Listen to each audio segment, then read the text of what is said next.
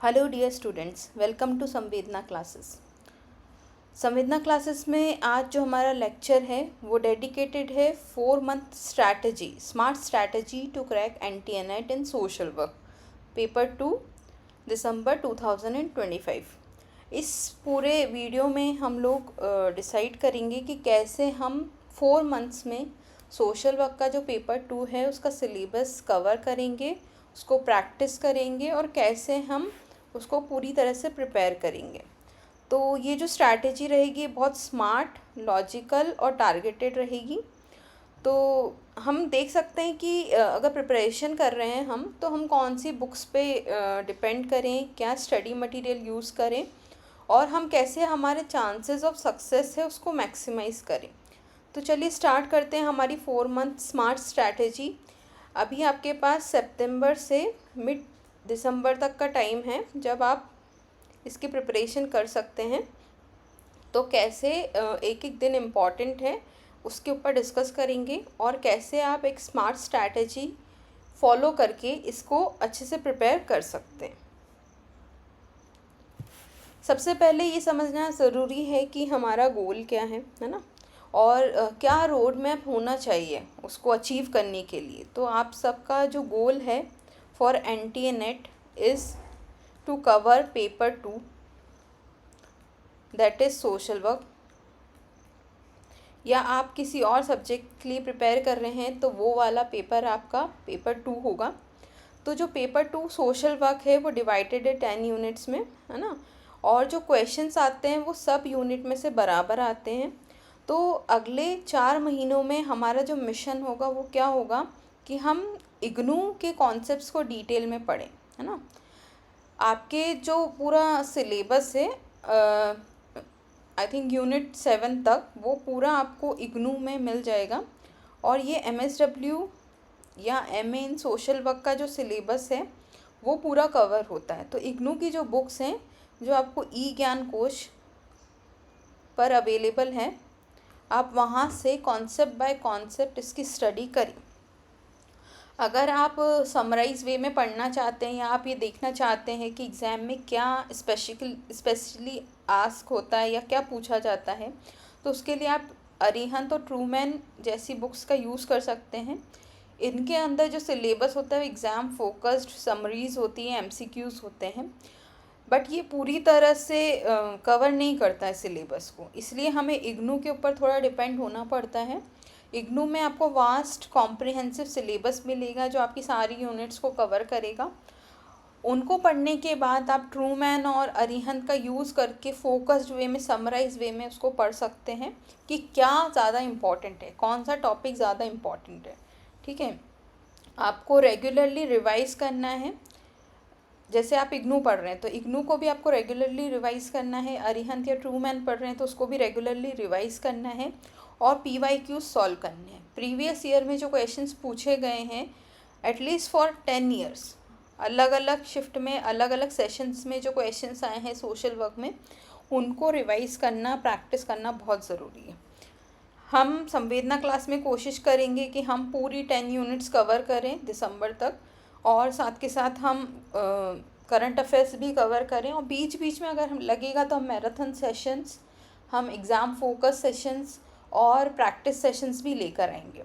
अब ये डिपेंड करता है कि आपका रिस्पांस कैसा आता है यूट्यूब के ऊपर, उसी पे डिपेंड करेगा कि हमारे आगे का कोर्स क्या रहेगा।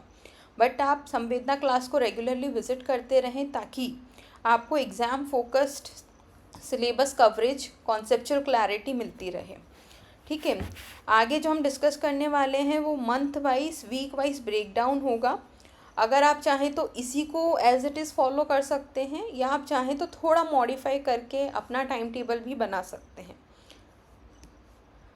स्टार्टिंग जो हमारा मंथ 1 है यानी कि सितंबर मिड से अक्टूबर मिड तक, वहाँ पर हम फोकस करेंगे फाउंडेशनल यूनिट्स पर 1 से 4। ठीक है, अगर आपने MA किया है, ऑब्वियसली किया ही होगा, या MSW किया है, तभी आप एलिजिबल हैं सोशल वर्क में नेट करने के लिए।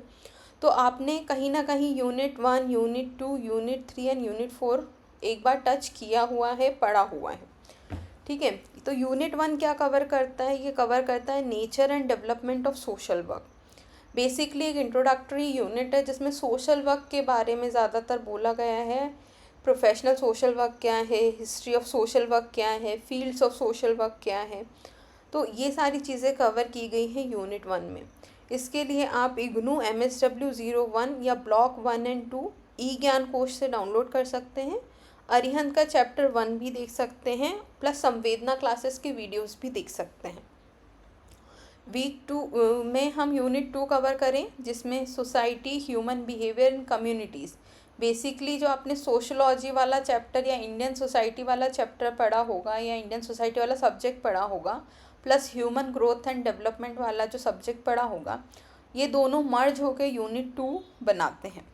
तो इसमें ज़्यादातर हमें फोकस क्या करना है कि कौन सी थ्योरी किसने दिए हैं और कौन सी थ्योरी किस पे लागू होती है। कई बार वो थ्योरीज़ के अंदर से भी क्वेश्चन पूछ लेते हैं कि इस स्टेज के बाद क्या आएगा या इस स्टेज के पहले क्या आएगा, या स्टेजेस को क्रोनोलॉजिकली आप अरेंज करें। ठीक है, उसी तरह सोशोलॉजी में अगर कॉन्सेप्ट्स हैं तो वो कॉन्सेप्ट किसने दिए हैं, उस कॉन्सेप्ट के अंदर क्या है, इस तरह के क्वेश्चन आपको यूनिट 2 में देखने को मिलेंगे। तो आपको वीक 2 में यूनिट 2 कंप्लीट करना है, वीक 1 में आपको यूनिट 1 कंप्लीट करना है। यहाँ पे सोर्सेज दिए हुए हैं कि आप कौन सी बुक्स में से पढ़ सकते हैं। ठीक है, unit 3 is about case work and group work. तो ये सबसे बेसिक है। अगर आपने फर्स्ट सेमेस्टर पढ़ा है, सेकंड सेमेस्टर पढ़ा है, तो ऑब्वियसली आपने case work and group work पढ़ा होगा। ठीक है, तो क्या इंपॉर्टेंट क्वेश्चंस होते हैं केस वर्क या ग्रुप वर्क में से। केस वर्क में जो बुक्स हैं वो इम्पॉर्टेंट हैं, जो मॉडल्स हैं वो इम्पॉर्टेंट है, प्रिंसिपल्स इम्पॉर्टेंट है। उसी तरह ग्रुप वर्क में प्रिंसिपल्स इम्पॉर्टेंट है, वैल्यूज़ इम्पॉर्टेंट है, मॉडल्स इम्पॉर्टेंट है, स्टेजेस इम्पॉर्टेंट है, प्रोसेस इम्पॉर्टेंट है। तो ये कुछ चीज़ें हैं जो बहुत ज़्यादा इम्पॉर्टेंट है और हमेशा पूछी जाती है इन वन वे और द अदर।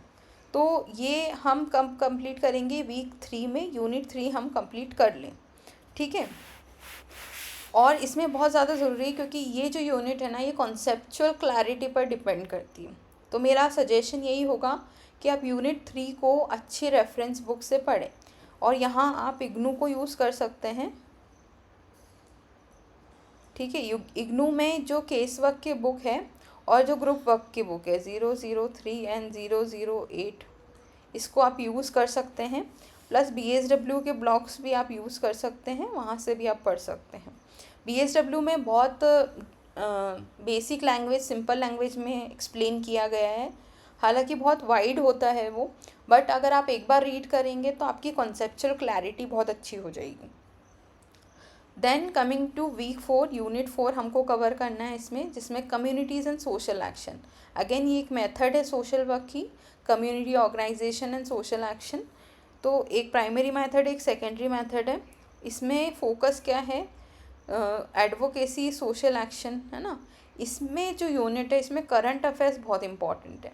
कॉन्सेप्ट्स तो हैं ही कि कम्युनिटी का ये कॉन्सेप्ट किसने दिया, प्रिंसिपल्स किसने दिए, प्रिंसिपल्स क्या हैं, बट सोशल एक्शन के पर्सपेक्टिव से सोशल मूवमेंट्स और सोशल एक्शन के मॉडल्स, कम्युनिटी ऑर्गेनाइजेशन के मॉडल्स, प्लस करंट अफेयर्स कि कौन सा लेजिस्लेशन कब आया, कौन सा स्कीम कब आया, ये भी इम्पॉर्टेंट हो जाते हैं। तो ये 1 मंथ में आपको पूरा कवर करना है 4 यूनिट्स, और ये चारों बहुत बेसिक है। आपने एक बार तो इनको पढ़ ही रखा है, आपको इसको क्या करना है, रिवाइज करना है, और एक 1 page summaries for each topic आपको बनानी है। जैसे आप केस वर्क पढ़ रहे हैं तो केस वर्क का सबसे इम्पॉर्टेंट डेफिनेशन, प्लस उसके प्रिंसिपल्स, प्लस उसके मॉडल्स के सामने आप नाम लिख लें कि ये मॉडल किसने दिया है। फिर प्रिंसिपल के आगे 1 वर्ड में आप लिख लें कि ये प्रिंसिपल किस चीज़ को एड्रेस करता है। कुछ इम्पॉर्टेंट कॉन्सेप्ट है तो वो उसके आगे मेंशन करें। तो इस तरह से आप 1 page summary for each topic बनाएं। इससे क्या होगा ना, आप लास्ट में जब रिवाइज करेंगे तो आपको पूरा बुक नहीं पढ़ना पड़ेगा, आपके पास जो समराइज्ड नोट्स हैं उनको आप रिवाइज कर लें। देन मंथ 2 में जो हम कवर करने वाले हैं वो है 3 यूनिट्स। उसमें हम research in social work, administration and welfare services, social policy, planning and development. तो वीक 5 में रिसर्च, तो रिसर्च जो पेपर है ना वो दोनों पेपर के लिए बहुत इंपॉर्टेंट है, पेपर 1 भी और पेपर 2 भी। आप रिसर्च को एक ही बार पढ़ें, और उसमें थोड़ा सा जब आप पेपर 2 के लिए तैयारी कर रहे हैं तो उसको सोशल वर्क के पर्सपेक्टिव से फोकस्ड करें।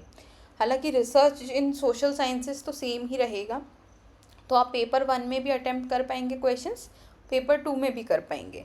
तो इसमें बेसिकली रिसर्च की जो थ्योरी होती है ना, कि रिसर्च डिज़ाइन क्या होता है, सैम्पलिंग क्या होता है, मेथड्स ऑफ डेटा कलेक्शन क्या होता है, स्टेजेस ऑफ रिसर्च, हाइपोथेसिस क्या होती है, एरर्स क्या होते हैं ये सब रिसर्च में आएगा।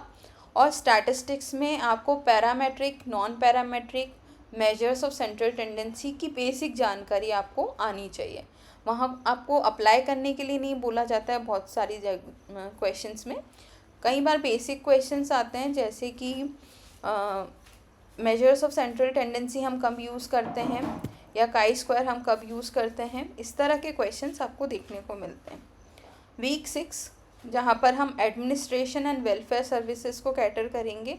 अब क्योंकि यहाँ पे वेलफेयर सर्विसेज की बात की गई है, तो आपको गवर्नमेंट ऑर्गेनाइजेशन के नेम्स, एनजीओज़ के नेम, स्टैट्यूटरी बॉडीज़ के नेम। स्टैट्यूटरी बॉडीज़ वो होती है जो किसी लॉ में मेंशन्ड है, किसी लेजिस्लेशन में मेंशन्ड है, वो सारी बॉडीज़ के बारे में आपको जानकारी होना चाहिए। कई बार वो फुल फॉर्म भी पूछ लेते हैं।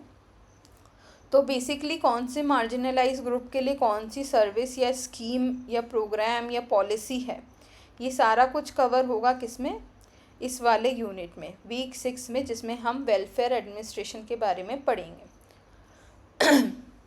Week 7 social policy planning and development. हालांकि हम सोशल पॉलिसी वाला पेपर भी पढ़ते हैं, और यहाँ पर हमको कॉन्सेंट्रेट करना है 5 ईयर प्लान्स के ऊपर, नीति आयोग के ऊपर, एंड करंट फ्लैगशिप स्कीम्स। कौन सी स्कीम किस मार्जिनलाइज ग्रुप के लिए डेडिकेटेड है, इसमें पास्ट की स्कीम्स भी आती हैं, करंट स्कीम्स भी आती हैं, इसलिए यहाँ पर भी करंट अफेयर्स बहुत इम्पॉर्टेंट हो जाते हैं। ठीक है, तो ये ध्यान रखें कि इस टॉपिक के साथ जब हम social policy planning and development पढ़ रहे हैं, तो अभी करंट में कौन सी स्कीम चल रही है, स्कीम के ऑब्जेक्टिव्स क्या है, ईयर क्या है, किसको टारगेट कर रही है, ये इम्पॉर्टेंट है। हमारा जो वीक 8 होगा उसको आपको डेडिकेट करना पड़ेगा revision of unit 5th and 7th, and 5th से 7th तक आपको उसको रिवाइज करना है, सॉल्विंग PYQ। इसके ऊपर अब आपको क्या करना है कि आपके 7 यूनिट्स कंप्लीट हो गए हैं, तो आपको रिवीजन भी साथ साथ करना होगा। आप चाहें तो आप डेली का प्लानर भी बना सकते हैं कि आप पढ़ाई करेंगे 3 से 4 घंटे, प्लस आप 1 घंटा रिवीजन करेंगे। इस तरह से क्या होगा, आपने कोई एक टॉपिक पढ़ा, उसको आपने रिवाइज कर लिया, उसके PYQ सॉल्व कर लिए, बस ये आपको स्ट्रैटेजी बना के रखनी है। Study, practice and mock. ठीक है, मॉक में आपको पता चल जाएगा कि आप कौन सा टॉपिक कितना अच्छा से समझ पाए हैं, कहाँ आपको दिक्कत आ रही है, कहाँ आप क्वेश्चन सॉल्व नहीं कर पा रहे। तो ये SPM वाली स्ट्रैटेजी आप बना के रखिए। प्रैक्टिस उतना ही इम्पॉर्टेंट है जितना पढ़ना। चाहे तो आप 80% पढ़ाई करें, लेकिन आपको 20% रिवीजन करना ही पड़ेगा। ठीक है, तो रिवीजन बहुत ज़्यादा ज़रूरी है, उसको आप ओवरलुक ना करें। आप 1-2 टॉपिक कम भी पढ़ेंगे तो भी चल जाएगा, लेकिन रिवीजन प्रॉपर होना चाहिए। क्यों होना चाहिए, क्योंकि जब हम क्वेश्चन सॉल्व करते हैं ना, तो एक्यूरेसी बहुत इम्पॉर्टेंट है। आपके सामने 4 ऑप्शन हैं, तो आपको कम से कम ये पता होना चाहिए कि ये 2 ऑप्शन तो इस क्वेश्चन में नहीं आएंगे, तब आप एलिमिनेट कर पाएंगे और अच्छे से क्वेश्चन सॉल्व कर पाएंगे। मंथ 3 में हम क्या करेंगे, हम इंडियन कॉन्टेक्स्ट एंड प्रैक्टिस इसको डेडिकेट करेंगे। इसमें हम यूनिट 8, 9, 10, 11 कंप्लीट करेंगे। ठीक है, वीक 9 जो है उसमें हम यूनिट 9, जिसमें Indian constitution, social justice and human rights, इसको कवर करेंगे। 3 वर्ड्स लिखे हुए हैं, Indian constitution, social justice and human rights. Indian constitution से 51A तक के जो आर्टिकल हैं, है ना,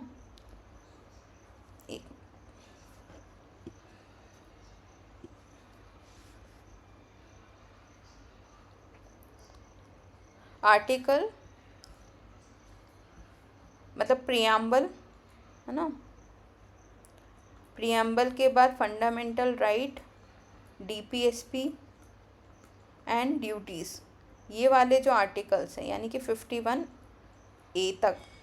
आपको इम्पॉर्टेंटली पढ़ने ही पढ़ने हैं इंडियन कॉन्स्टिट्यूशन में। प्लस विमेन से रिलेटेड आर्टिकल्स, चाइल्ड से रिलेटेड आर्टिकल्स, एल्डरली से related articles, SC ST OBC से रिलेटेड आर्टिकल्स, है ना, पंचायत से रिलेटेड आर्टिकल्स, ये बहुत इम्पॉर्टेंट है ना, ये आते ही आते हैं। रिजर्वेशन से रिलेटेड, तो जब आप ये पढ़ें इंडियन कॉन्स्टिट्यूशन तो इसका भी एक नोट बनाएं।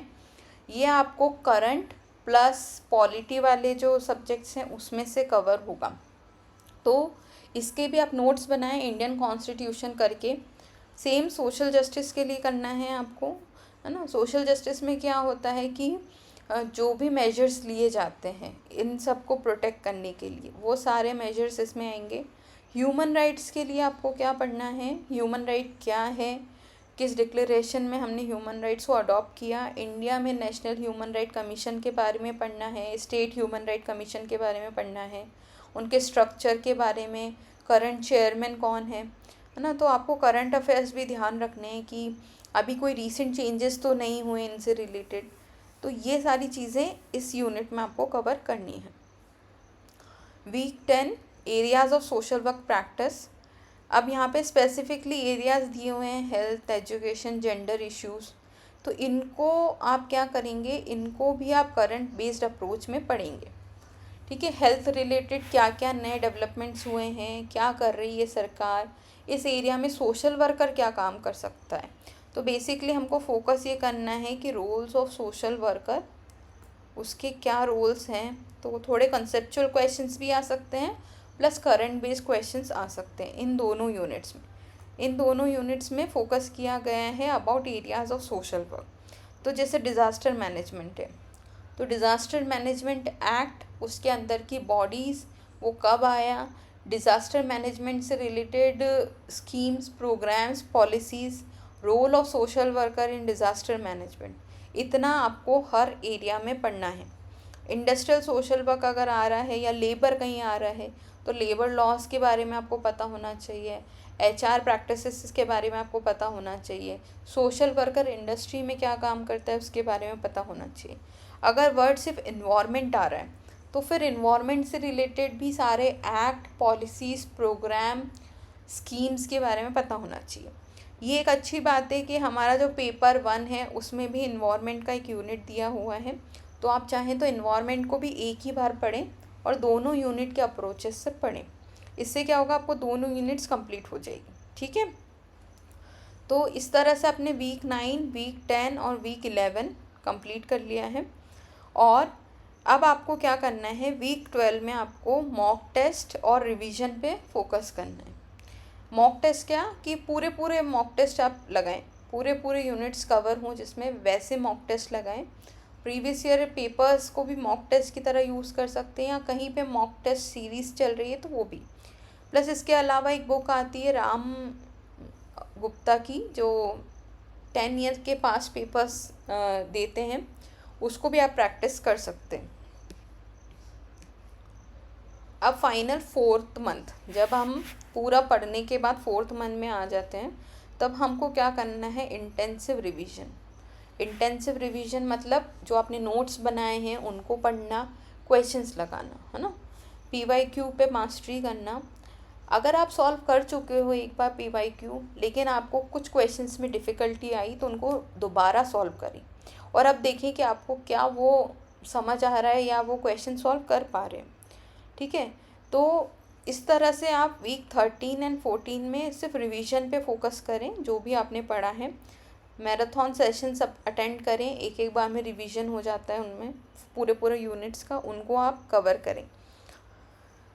फुल लेंथ टेस्ट आप टाइम के साथ मॉक टेस्ट लगाएं जैसा आप एग्ज़ाम में करने वाले हैं। आप वहाँ पर जो 2 घंटे में सॉल्व करेंगे वही 2 घंटे में आप यहाँ पर सॉल्व कर पा रहे हैं या नहीं 100 क्वेश्चंस, वो आप उसी तरह फोकस्ड वे में मॉक टेस्ट लगाएं जैसे आप नेट का एग्ज़ाम दे रहे हैं। इससे क्या होता है ना, हमारा माइंड मैपिंग हो जाता है कि हाँ हम एग्ज़ाम दे रहे हैं, हम कंफर्ट जोन में नहीं हैं। पूरा टेस्ट देने के बाद अपने मार्क्स कैलकुलेट करें और फिर देखें कि आप कैसा परफॉर्म कर रहे हैं। तो ये आपके लास्ट के जो वीक्स हैं उसमें आपको करना है। यानी कि बेसिकली हमको 3 मंथ्स में तो पूरा सिलेबस कंप्लीट करना है एंड 4th मंथ में हम डेडिकेटली उस पर फोकस करेंगे। ठीक है, किस पे? रिवीजन एंड मॉक टेस्ट पे। देखिए यहाँ पे एक स्ट्रैटेजी भी दी हुई है कि आप चाहें तो इस तरह से भी कर सकते हैं लास्ट में, या स्टार्टिंग से भी कर सकते हैं। एक बार आप थ्योरी पढ़ें ग्नो या अरिहंत में से, 30 मिनट नोट मेकिंग करें, 30 मिनट MCQ सॉल्व करें। ये तो सिर्फ 2 आवर का है, बट अगर आप पहली बार पढ़ रहे हैं तो आई थिंक थ्योरी के लिए आपको कम से कम 3 आवर्स डेडिकेट करने चाहिए। ठीक है, लेकिन आप पढ़ चुके हैं तो I think this will be sufficient. अब आप कई बार आपके सामने दिक्कतें आती है कि हम पढ़ तो रहे हैं लेकिन हमें याद नहीं रहता, हम मेमोराइज नहीं कर पाते हैं, तो रिटेन कैसे करें? तो माइंड मैप्स बनाएं, है ना। रिटेन करने के लिए क्या करना होता है? एसोसिएटिव लर्निंग करें। जैसे कोई ईयर आपने पढ़ा तो उस ईयर में क्या हुआ था और उस तरह से एसोसिएट करें। क्रोनोलॉजिकल ऑर्डर में चीज़ें बनाएं, है ना। क्रोनोलॉजिकल कैसे? कि 1991 में कौन सा स्कीम आया, फिर 1992 में क्या आया, फिर 1993 में क्या आया।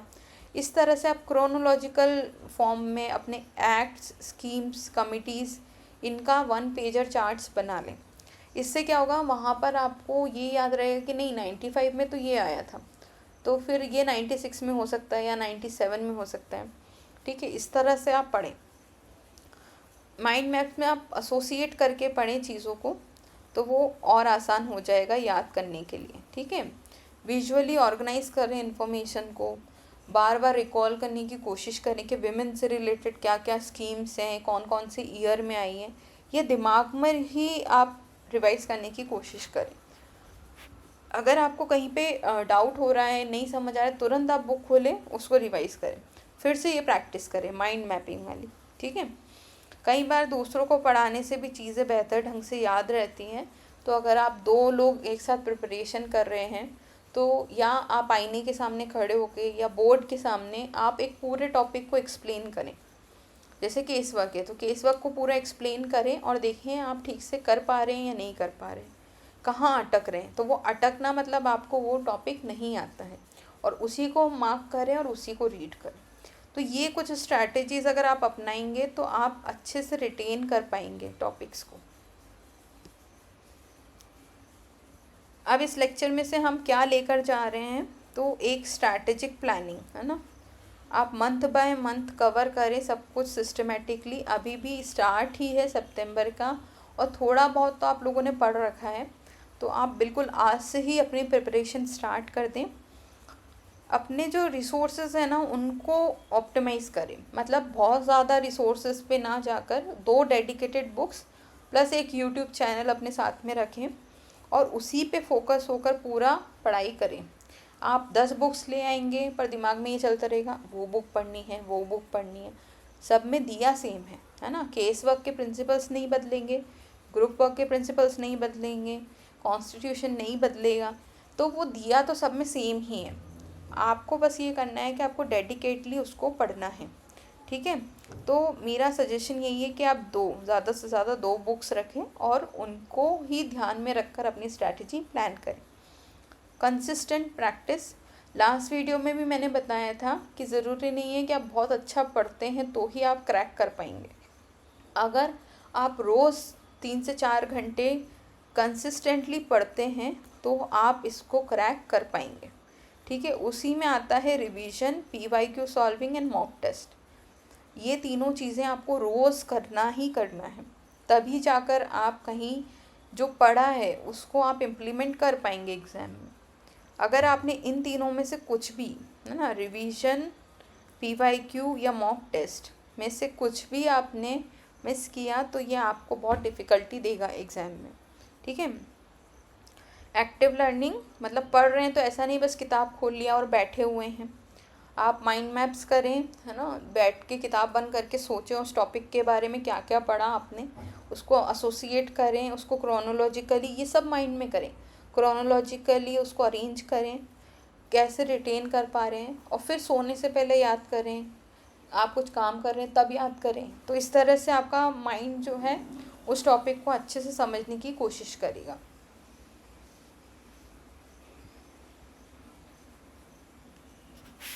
देखिए यहाँ हमने स्ट्रैटेजी तो डिवाइस कर ली। अब नेक्स्ट स्टेप जो होता है ना, वो आपके ऊपर निर्भर करता है कि आप उसको कितना अच्छे से इम्प्लीमेंट करते हैं। तो वैसे तो संवेदना क्लासेस में मैं कोशिश करूँगी कि मैं पूरा कवर करूँ, प्रैक्टिस भी करवाऊँ, बट क्योंकि I have a dedicated work apart from YouTube, तो मैं उतना फोकस्ड वे में शायद ना करवा पाऊँ। तो ये आपके ऊपर है कि आप इम्प्लीमेंट बहुत अच्छे से करें। स्ट्रैटेजी मैंने बता दी है, रिसोर्सेज मैंने बता दिए हैं, अब आपको सिर्फ उस स्ट्रैटेजी को इम्प्लीमेंट करना है। वैसे संवेदना क्लासेस में हम कंसेप्चुअल लेक्चर्स लेकर आएंगे, एमसीक्यू मैराथन्स भी लेकर आएंगे और रिवीजन क्रैश कोर्सेज भी लेकर आएंगे।